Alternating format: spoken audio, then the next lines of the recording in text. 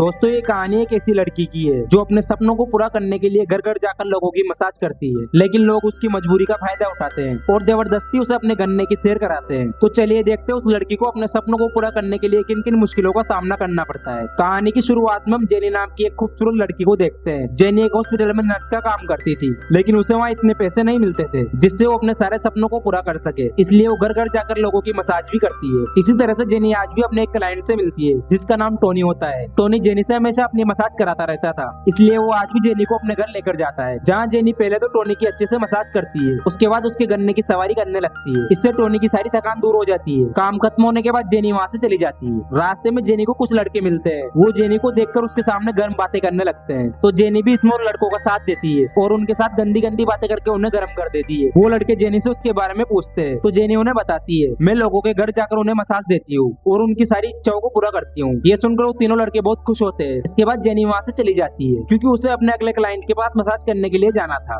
Jenny जल्दी से अपने दूसरे क्लाइंट के घर जाती है और अपने नरम नरम हाथों से उसकी मसाज करने लगती है। जेनी जब मसाज करके वहाँ से जाने लगती है तो वो आदमी जेनी को पकड़कर उसकी गुफा की सवारी करने लगता है। इसमें जेनी भी उसका अच्छे से साथ देती है क्योंकि उसे ये सब करने के अलग पैसे मिलते थे, इसलिए बहुत देर तक वो आदमी जेनी की सवारी करता है। वहीं अब काम खत्म होने के बाद जेनी वहाँ से निकल जाती है। जेनी दिखने में बहुत ही ज्यादा खूबसूरत थी और वो अपने क्लाइंट को हर तरह से खुश करती थी, इसलिए रोजाना उसे कोई ना कोई क्लाइंट मिल जाता था। अगले दिन जेनी अपनी एक और क्लाइंट एना से मिलने के लिए जाती है। एना एक फेमस मॉडल होती है जिसे इस शहर के सभी लोग अच्छी तरह से जानते थे। एना जेनी को लेकर एक रेस्टोरेंट में जाती है जहाँ ये दोनों साथ बैठकर खाना खाते हैं। इसके बाद एना जेनी को लेकर अपने घर आ जाती है। घर आने के बाद जेनी एना की मसाज करने लगती है। जेनी की मसाज करने से एना की सारी थकान दूर हो गई थी और उसे बहुत सुकून मिल रहा था। एना जेनी से पूछती है, तुम इतनी खूबसूरत हो फिर भी ये काम क्यों करती हो? तो जेनी एना को बताती है, मैं भी बचपन से मॉडल बनना चाहती थी, लेकिन मेरे पास इतने पैसे नहीं है। इस पर एना जेनी से कहती है, मैं एक ऐसे लड़के को जानती हूँ जो मेरा अच्छा दोस्त है और उसकी कई सारी मॉडल कंपनियों में अच्छी पहचान है, इसलिए मैं तुम्हारे बारे में उससे बात करूंगी। जेनी एना की मसाज करने के बाद उसके घर पर ही ना लेती है ताकि उसे रास्ते में कोई क्लाइंट मिले तो उसकी मसाज कर सके। वहीं अगले दिन एना जेनी को फिर से अपने घर लेकर आती है और उसे अच्छे से तैयार करती है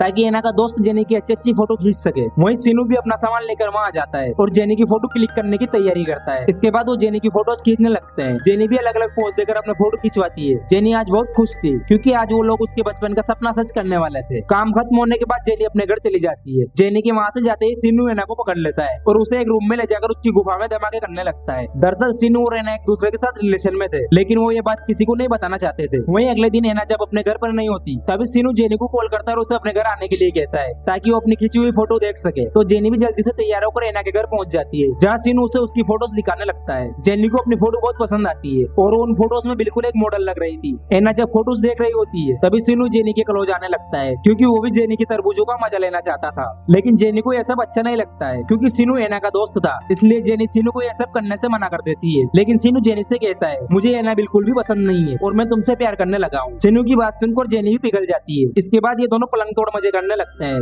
सीनू जेनी के साथ अलग अलग तरीके से मजे करता है, मानो वो काफी दिनों से भूखा हो। काम खत्म होने के बाद जेनी वहाँ से नहाकर निकल जाती है। जेनी के जाने के बाद सीनू एक कमरे में जाता है जहाँ वो एक वीडियो देखता है। दरअसल सीनू ने उनके पूरे घर में कैमरे लगाए हुए थे, इसलिए सीनू ने अभी जो भी जेनी के साथ किया था वो उसने सब कुछ रिकॉर्ड कर लिया था। वहीं रात के समय एना जब अपने घर आती है तो वो सीनू को सोते हुए देखकर उसी कमरे में जाती है जहाँ वीडियो देखने के बाद एना को पता चलता है सीनू ने जेनी के साथ मजे किए हैं, इसलिए वो आज इतना थका हुआ है। दरअसल दोस्तों सीनू और एना ऐसे अनजान लड़कियों की वीडियो बनाकर बाजार में बेचते हैं जिनसे इन लोगों को काफी पैसे मिलते थे। वहीं अब एना और सीनू जेनी को अपने घर पर रहने के लिए बुला लेते हैं और वो उसे अपने साथ बिठाकर खाना खिलाते हैं जहाँ वो तीनों फिर से जेनी की फोटोज देखने लगते हैं। वहीं अगले दिन एमा जेनी को मार्केट लेकर जाती है और उसे कुछ शॉपिंग कराती है क्योंकि एमा को अब जेनी की जरूरत थी ताकि वो उसके और वीडियो बनाकर ज्यादा पैसे कमा सके। एना जेनी को बताती है, आज सीनू का बर्थडे है इसलिए हम तीनों साथ मिलकर पार्टी करेंगे। ये सुनकर जेनी भी बहुत खुश होती है और वो एमा से कहती है, सच में आज बहुत मजा आने वाला है। ये दोनों जब आपस में बातें कर ही रही होती है तभी वहाँ कुछ लोग आते हैं जो दूर से ही एमा और जेनी पर नजर रखे हुए थे। वहीं हम रात का सीन देखते हैं जहाँ ये तीनों सीनू की पार्टी का प्रोग्राम स्टार्ट करते हैं और ड्रिंक करने लगते हैं। ये लोग आपस में खूब सारी मस्ती करते हैं। सच में ये लोग उससे बहुत प्यार करते हैं। वहीं बातों बातों में सीनू जेनी को एमा को किस करने के लिए कहता है तो जेनी भी बिना कुछ सोचे समझे एमा को किस कर लेती है। ये देखकर सीनू का माहौल बन जाता है, इसलिए वो एमा और जेनी को पकड़कर एक साथ दोनों की गुफा में धमाके करने लगता है। इससे जेनी को भी बहुत मजा आता है। सीनू बारी बारी करके इन दोनों की प्यास बुझाता है। इसी तरह से कुछ दिन बीत जाते हैं। एक दिन टोनी जेनी से मिलने के लिए आता है क्योंकि वो जेनी को अपने साथ घर लेकर जाना चाहता था ताकि वो अच्छे से उसकी मसाज कर सके, लेकिन जेनी टोनी को उसके साथ चलने से मना कर देती है और कहती है, मुझे अभी पढ़ाई करनी है इसलिए मैं तुम्हारे साथ नहीं चल सकती हूँ। ये कहकर जेनी वहाँ से चली जाती है। जेनी के वहाँ से जाने के बाद टोनी के पास वही लोग आते हैं जो जेनी और एमा के ऊपर नजर रखे हुए थे। टोनी जब उन लोगों से उनके बारे में पूछता पूछता है तो वो उसे बताते हैं हम पुलिस है और हम लोग जेनी के ऊपर नजर रखे हुए हैं, क्योंकि जेनी जिन लोगों के साथ काम करती है वो लोग मासूम लड़कियों की गंदी वीडियो को शूट करते हैं और उन्हें मार्केट में बेचते हैं, इसलिए हम उन लोगों को रंगे हाथों पकड़ना चाहते हैं। वही रात के समय जेनी जब अपने घर आती है तो उसे वहाँ पुलिस ऑफिसर मिलते हैं। ये सब देखकर जेनी पूरी तरह से हैरान हो जाती है। पुलिस ऑफिसर जेनी को बताते हैं तुम जिन लड़कों के साथ काम करती हो वो तुम्हें धोखा दे रहे हैं, क्योंकि वो लोग तुम्हारी गंदी वीडियो बनाकर मार्केट में बेचते हैं। जेनी को पुलिस ऑफिसर की बातों पर विश्वास नहीं होता तो वो लोग जेनी को एक होटल में लेकर जाते हैं और वहाँ उसी आदमी से मिलाते हैं जिसे एमा और सिनो ने जेनी की वीडियो बेची थी। ये सब जानकर जेनी की हालत खराब हो जाती है। वही पुलिस ऑफिसर जेनी को अपने पास बुलाता है और उसे कहता है मैंने सुना है तुम बहुत अच्छे से मसाज करती हो, मुझे भी अपनी मसाज करवानी है। जेनी समझ जाती है जेक उससे क्या चाहता है। इसके बाद जेक जेनी को लेकर एक रूम में जाता है जहाँ जेक जब अपने फोन में किसी से बात कर रहा होता है तभी मौका पाकर जेनी अपने फोन में वीडियो चालू कर देती है और उसे एक जगह रख देती है। इसके बाद वो अपने कपड़े उतारकर जेक की मसाज करने लगती है, लेकिन जेक जेनी के ऊपर गन रखकर जबरदस्ती उसकी गुफा के मजे लेने लगता है। काम खत्म होने के बाद जेक वहीं आराम से सो जाता है, लेकिन जेनी चुपके से जेक की गन निकालकर वहाँ से निकल जाती है और जेक को उसका वीडियो भेजकर उसे धमकी देती है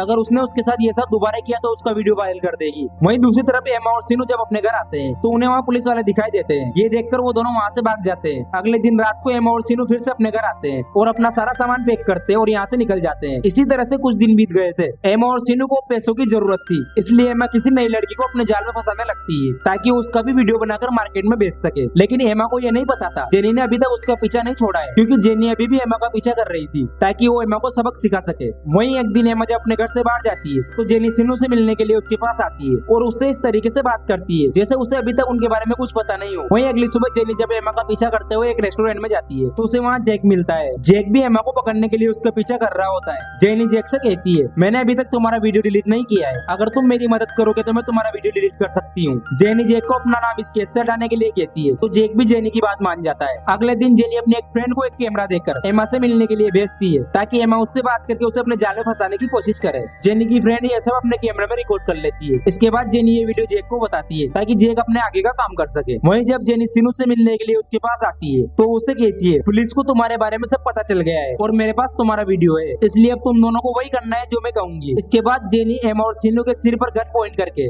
उन्हें एक सुनसान जगह पर लेकर जाती है और उन्हें एक हथकड़ी बांधकर गाड़ी से बाहर निकलकर एक जगह छुप जाती है। तभी जेक भी अपनी कार लेकर वहाँ पहुंच जाता है। जेक एमा और सिनु को कार से बाहर निकालता है और उन दोनों को वहीं शूट करने लगता है, लेकिन तभी सिनु जेक के ऊपर हमला कर देता है और उन दोनों के बीच खतरनाक हाथापाई होने लगती है। एमा को कुछ समझ नहीं आता, इसलिए वो जेक की गन उठाकर उसके ऊपर चलाती है, लेकिन गलती से गोली सिनु को लग जाती है जिससे सिनु की वहीं डेड हो जाती है। ये देखकर एमा को बहुत गुस्सा आता है, इसलिए वो जेक को भी वहीं शूट कर देती है। इसके बाद एमा जब वहाँ से जाने लगती है तभी जेक वहाँ रखी गन उठाकर एमा को शूट करता है, क्योंकि जेक अभी भी जिंदा था, इसलिए एमा की भी वहीं डेड हो जाती है। तभी जेनी भी झाड़ियों से निकलकर वहाँ आ जाती है और वहाँ से उनका सारा सामान लेकर चली जाती है। अगले दिन जेनी एक ब्रिज के पास जाकर वो सारा सामान पानी में फेंक देती है और इसी सस्पेंस के साथ जेनी की होम सर्विस स्टोरी का एंड हो जाता है। दोस्तों अगर कहानी अच्छी लगी हो तो वीडियो को लाइक और चैनल को सब्सक्राइब जरूर करें। मिलते हैं किसी नेक्स्ट वीडियो के साथ। Thanks for watching.